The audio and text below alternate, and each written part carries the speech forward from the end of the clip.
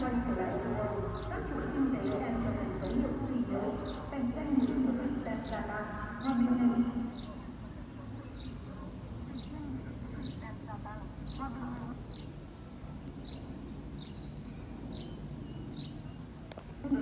biến đổi khí hậu đòi hỏi sự kiểm soát và trách nhiệm. Biến đổi khí hậu là cái